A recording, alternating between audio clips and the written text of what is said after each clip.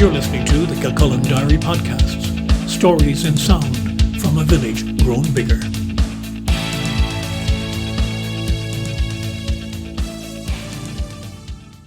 Hello, I'm Brian Byrne, and this is Kilcullen Diary. This is the 7th episode in a series called The Accidental Pilgrim, recalling my thoughts during a Kilcullen Parish pilgrimage to the Holy Land in 2007. In this episode, I remember how we were introduced to the children of the Holocaust. A quick visit to the Museum of the Holocaust is too short.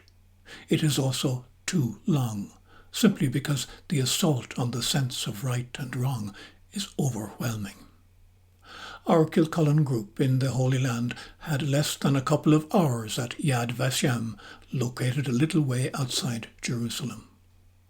Our guide Abi gave us a typically informative introduction.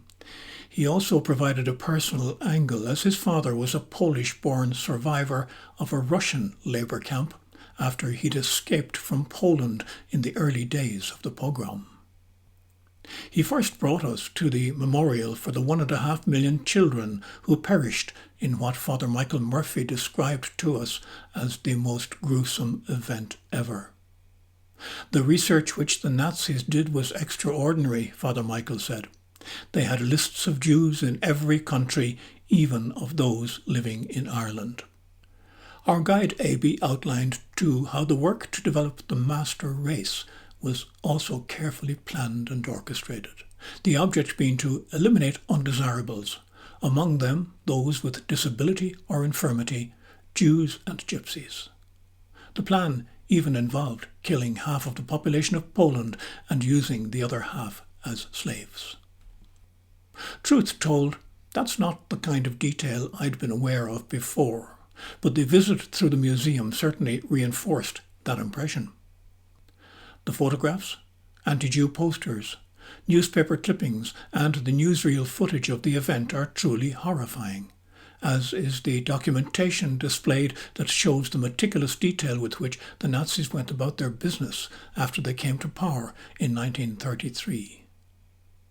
But most of us in the group have seen similar images before. Shocking though they are, they don't surprise that much.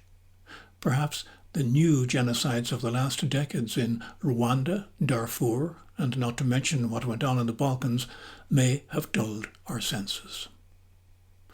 The real tough part had lasted just 5 minutes before we entered the museum proper. The memorial to the murdered children begins with a walk down a pleasant stone alley, brightly lit by the sun and with the sculpted face of a child on the wall at the end before you turn into the display proper. The representation is the child of the couple who endowed the memorial, a son who was one of the slaughtered children. The entrance to the interior is narrow, into an anteroom with photographs on one wall of a dozen or so children, most smiling in what were clearly family portraits. The room narrows to a point where the throughway is just wide enough for one person, with a handrail to hold as you enter into sudden darkness. Not quite totally dark. There are 5 lit candles, and through a complex set of mirrors and glass. Their light is reflected above, around and below, a virtual constellation of pinpoints in an otherwise black space. It is actually physically unnerving. The handrail is necessary not just to guide through the exhibit, but to provide an anchor against potential vertigo. The most terrible impact in the whole experience, however, comes from quiet voices.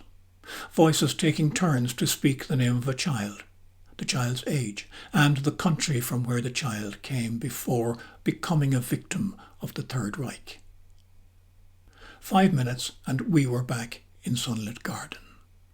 Some in the party sobbing openly, others clearly just holding back tears. I suspect there was none of us without at least a lump in the throat. The first thing you do when you want to annihilate a nation is kill their children, Abi had said, before we went in. After that, the museum itself was almost easy. But then we weren't Jews, and we were passing through quickly.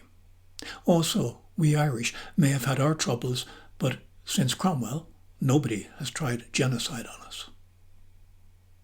As I speak now, I also think of the children among the victims of Israeli bombardments of Gaza in recent years, and of those today being bombarded in Ukraine by Russian invaders, not to mention the civilian victims of all the other conflicts current around the world.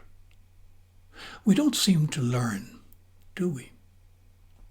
I'm Brian Byrne. This is Kilcullen Diary and my reflections on the Kilcullen Parish visit to the Holy Land in 2007. Thanks for listening.